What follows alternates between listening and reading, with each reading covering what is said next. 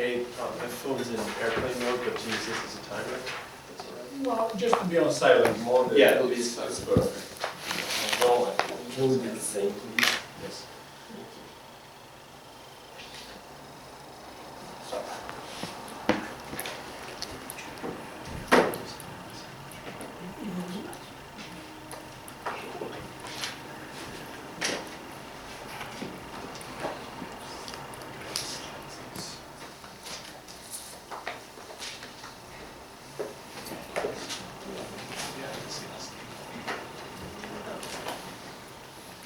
What you guys want to discuss about?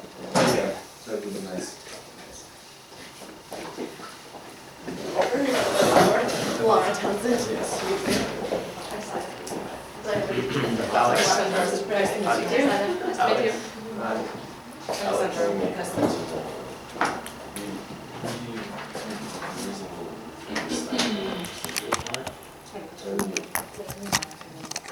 Yes, and then you have claims. Okay, sure. And we will have some about you. We will do 13 minutes between 2 minutes of recording. And we will have a record after each part, for example, one and then Yeah. oh, second, yes. Okay, Okay. great. Thank you. George Larry.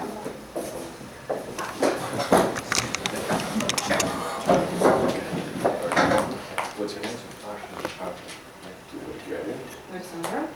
Anastasia. George Larry. Anastasia.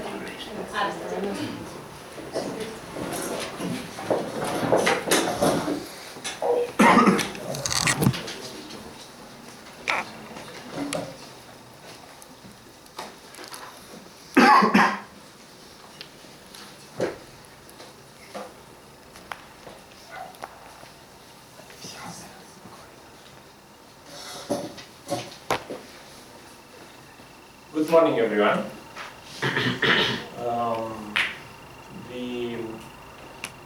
My name is Tudor Gheorghe.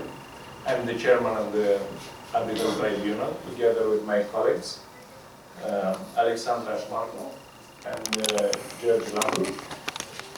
And first of all, I want to ask the parties if they have agreed on a certain scale.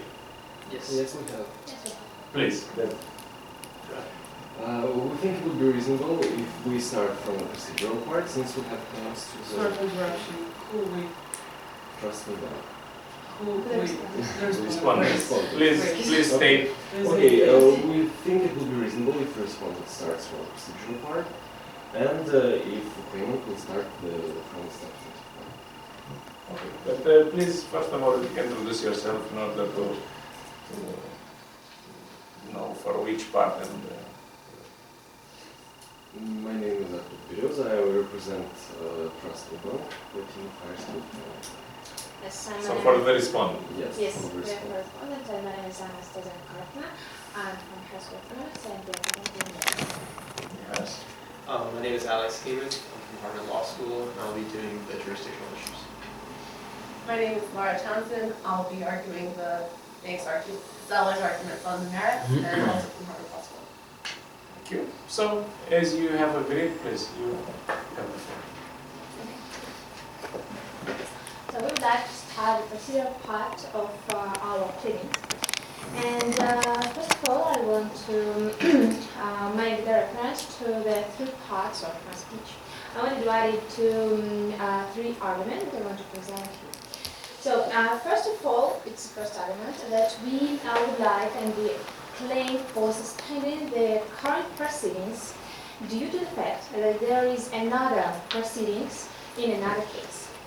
Then I will clarify my argument. And the second point is that the arbitration clause that was incorporated in the shipbuilding contract is not incorporated in the letter of credit due to the fact we claim that the arbitrators don't have the jurisdiction to decide this case.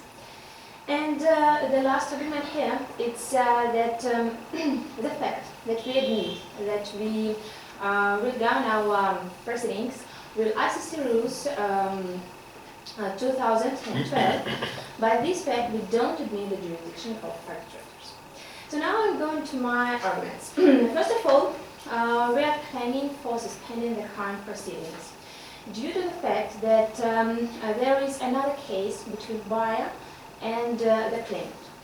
So this case is number 1998, and it is from the case from the material of the case. We can see this fact.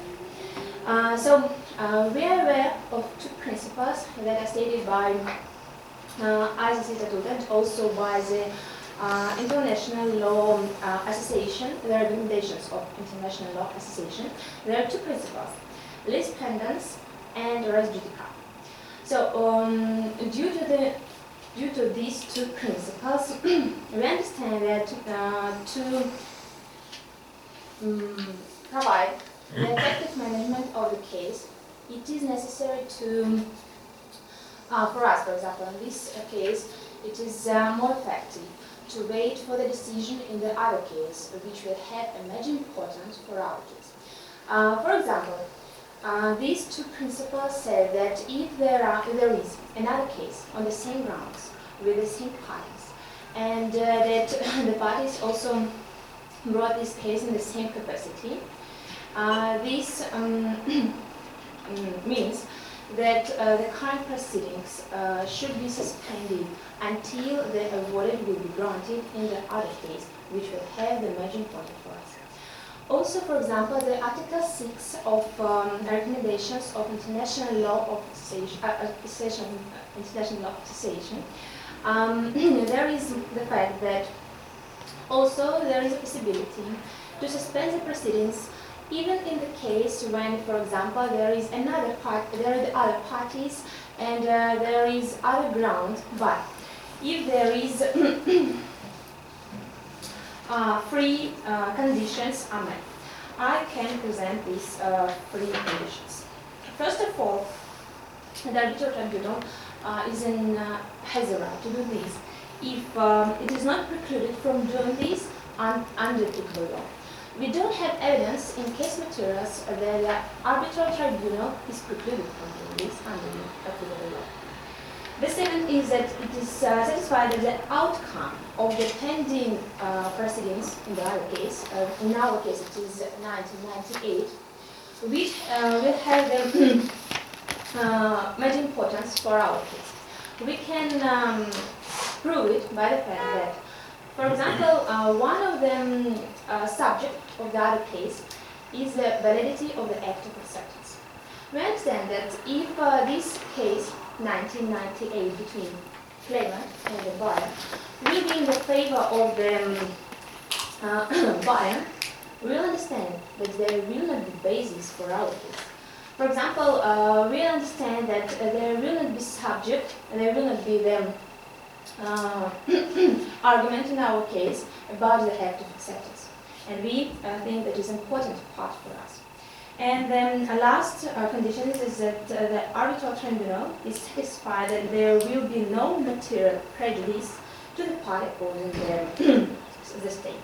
So we think that there is no evidence in case materials, and we understand from our point that there will be prejudice for the case. So also, apologies. You mentioned the conditions of suspension, such as the similar factual circumstances of the similar parties. Can you give us a brief introduction of the tribunal about this case? Because so far as I'm informed of the case problem, the factual circumstances are different. yes, of course. For example, we see that in the other case, 1998, between the claimant and the buyer, we understand that there is,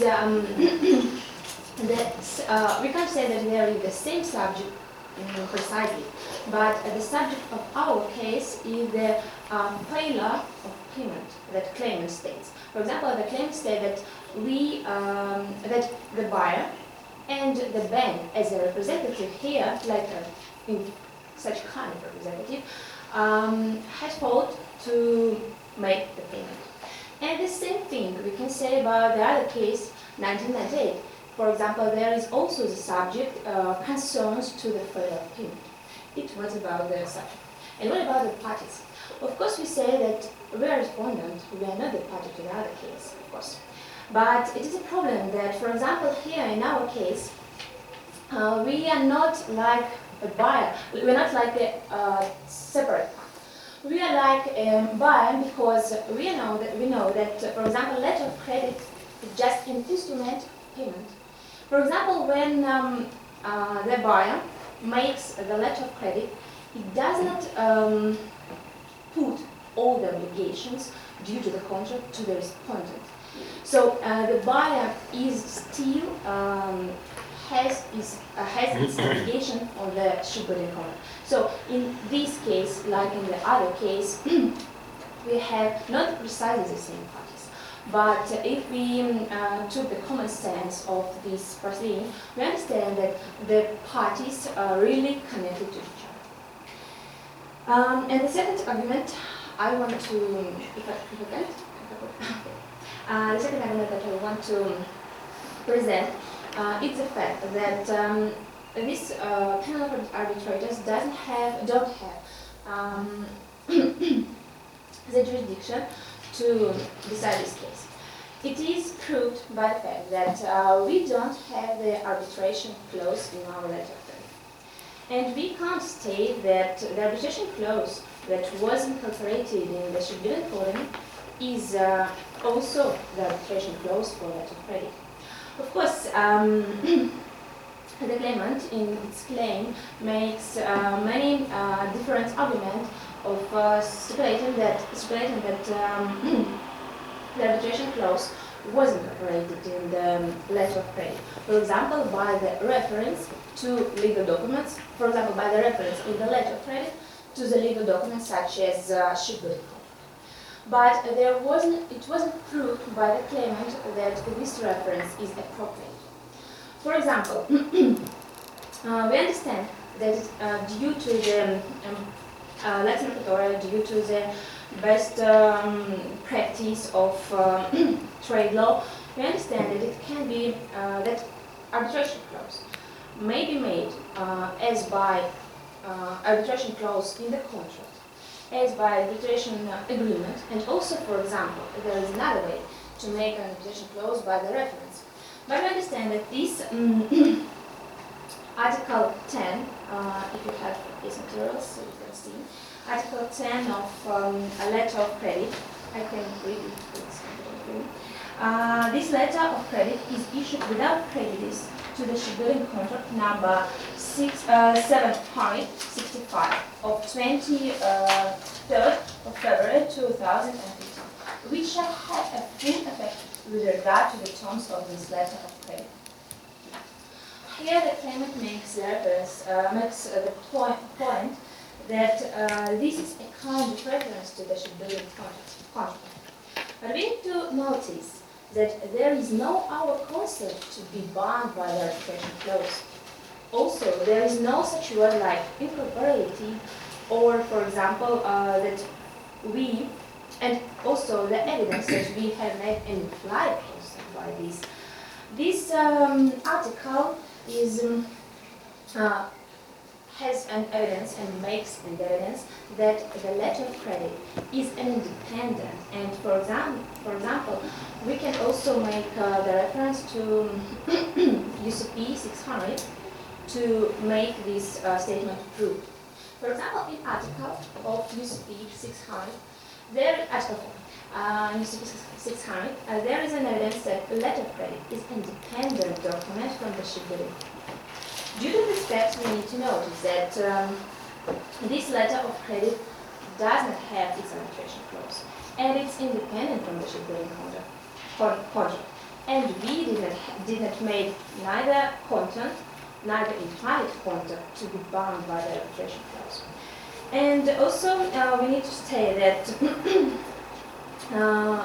from the common sense and from the our understanding, and I think that from the best practice of arbitration and from the best practice of trade law and we don't see clear evidence in this article that we have assumed and we have made a concept to the arbitration clause that wasn't operating in the shipbuilding contract. Thank you. I just have two questions, very quick ones. The first is, your argument is that we wouldn't, the factual determination in the other arbitration would therefore then be used in this arbitration in terms of the validity of the lack of acceptance. Yes. Because it will be clarified in the substantive part. But you're not suggesting we would be bound by that? By what? You're not suggesting we would be bound in any way by that factual determination? I think yes. Yes, you say that we would be bound by the factual determination of the other tribunal? No, we don't, no. Excuse me, I didn't understand first the question. No, we will not be bound by the decision. But for example, in the International Law Association recommendations, there is a point that if the case can have a major importance or can influence their other case that with the same parties, but all conditions, when all conditions are met, if, for example, will continue current proceedings, it can influence that there will be contrary decisions. For example, if in... I understand. Okay. The second question is on the incorporation of the arbitration clause. So, looking at Article 45, which you referred us to, in the letter of credit, it says, which shall have full effect with regard to the terms of this letter of credit. So that the shipbuilding contract shall have full effect with regard to the terms of the letter of credit. Could you just explain, just in your own words, how that does not include the arbitration clause in the shipbuilding contract? We understand that, for example, this phrase, which shall have a full effect with regard to the terms of the letter of credit, doesn't make us obligatory to the old contract. So, for example, if we will take in account this phrase and we will interpret it like we are respondent have all the obligations under the shipbuilding contracts. It means that we need to make them, we need to deliver the yacht. We need to do all what was done by the buyer. And so, why, for example, when we're speaking about this article, we are making reference just to arbitration clause. For example, we say that, okay, if the whole shipbuilding contract will shall full effect for us, it means that we need to do all obligations. So here we don't see the reference between our consent and the full effect. What meaning should the tribunal give to those words then? We understand that this article means for shipbuilding contract that, for example, the letter of credit can't prejudice and can't, for example, limit some rights of the parties to fulfill all obligations within the contract. But it doesn't change the fact that the letter of credit is independent. I understand. Thank you very much. I would some questions if I may. So, with regard to, in reference to the previous question about the wording of clause 10, my question is that has the respondent been informed of the arbitration clause that was in the shipbuilding contract? No. Please explain how the commercial agent has not been informed of the arbitration clause when the claimant submitted to you the documents with its presentation. Yes, but the obligation of the respondent as a bank, due to the letter of credit, is to see all the presenting document like a duly presented. For example, we are obliged to make the payment if all the document is duly formed and duly presented on the face side. So we don't need to analyze all the document like inside the document. We don't need to read all the document like deeply. We need to analyze all the document just from the side that it is. Okay? The shipbuilding contract was signed by the buyer and the seller on the 23rd of February 2015, but the documents were presented only on the 7th of March. That's how we knew about the information in the shipbuilding contract. But So it doesn't provide an answer to my question really, because the shipbuilding contract was signed in 2015. The documents were presented in 2016. 2016, but we were not aware about the terms of the shipbuilding contract. So and the terms of the shipbuilding contract should not be incorporated into the letter of credit because we haven't seen the shipbuilding contract. You mean that the respondent have not seen the shipbuilding contract at the time of the signing? Yes. But there was no obligation to see this contract at the time of Yes, but signing. they are trying, but the claimant claims that the terms of the shipbuilding contract should be incorporated in the letter of credit. But We how? believe that, and we believe that they should. I understood this from your answer, and okay, okay. Let's move on.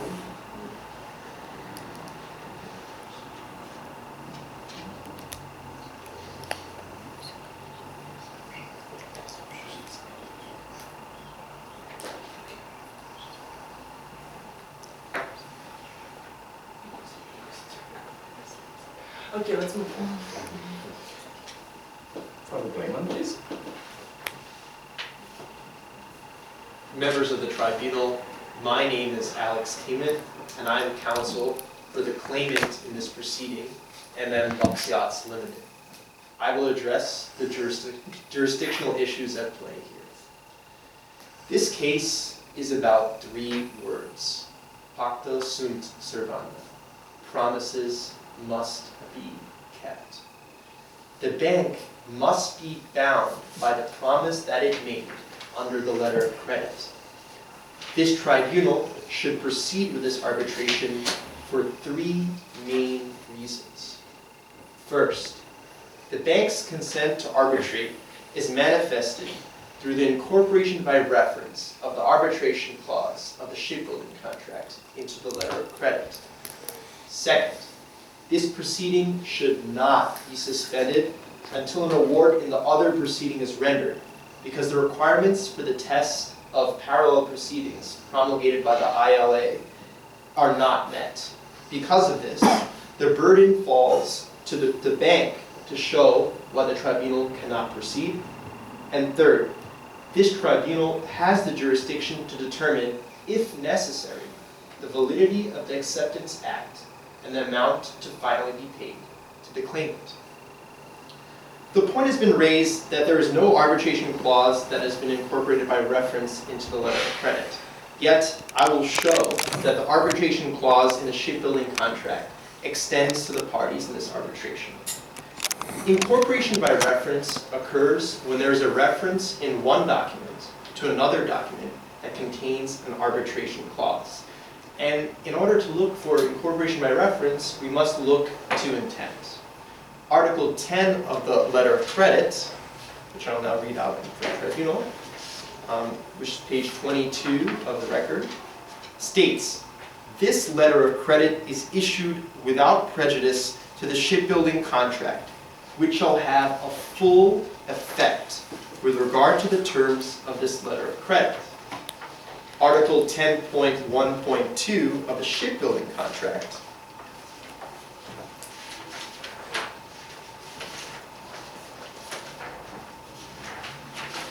states, "All disputes between the parties will be resolved by ICC arbitration in accordance with the best principles of international trade law."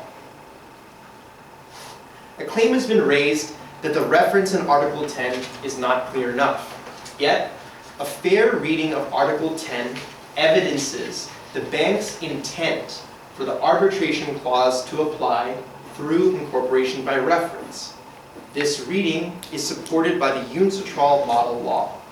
It simply states that you need a reference in a contract for incorporation by reference, and here the reference is clear enough. Why? First, the bank itself said so. The express language of Article 10 shows intent. It says full effect. This means that the parties wished for all terms, including the arbitration clause, to apply. The tribunal asked about, and a point has been raised, that the respondent is not aware of the arbitration clause in the shipbuilding contract. Yet, a sophisticated bank would not include the language full effect without having read the shipbuilding contract. They agreed to arbitrate. That is the meaning of full effect. And because they did so, they should bear the consequences. And finally, the letter of credit is silent and does not have any specifications regarding dispute resolution. Therefore, the specifications for dispute resolution that are covered under the shipbuilding contract should apply, because there's nothing in the letter of credit to go against that theory. So let's look to this arbitration clause. And looking to the arbitration clause, we can see that this arbitration clause binds the respondent. There's no limitation on the word parties. It does not restrict this clause just to the buyer and the seller. So a fair reading of this clause means that any dispute, whether it is seller versus buyer, buyer versus bank, or seller versus bank, is covered under this clause. A claim has been raised to suspend this proceeding according to the ILA recommendations. I will apply this standard to show that this proceeding should not be suspended. The other proceeding is in the terms of reference stage. We are more advanced in this proceeding. And the ILA recommendations constitute a summary of international law in this area. There are a series of guidelines on how to deal with parallel proceedings. And they use the legal standard of lis pendens, which is defined as when there is one arbitration that is filed before another, you suspend the second proceeding only if certain requirements are met. And these requirements are as follows. It's the triple identity test. You must have a similarity on the issues, on the cause of action, and the parties. The parties in this proceeding is the seller versus the bank. In the other proceeding, it is the buyer versus the seller. The issue in this case is an obligation to fulfill a valid and binding letter of credit. In the other arbitration, you are determining the effects of a substantial breach under the shipbuilding contract. Different legal standards apply to both. So for the shipbuilding contract, we look at the CASG, for example, and other principles. Here, in this proceeding, we're looking to the UCP 600. So there are different legal standards and therefore different legal issues. And finally, regarding the cause of action and matter, this is arising out of a letter of credit. Payment that is required under a letter of credit, as I've stated, the UCP 600 should govern in this proceeding. The other proceeding is about defects and rights arising out of a shipbuilding contract.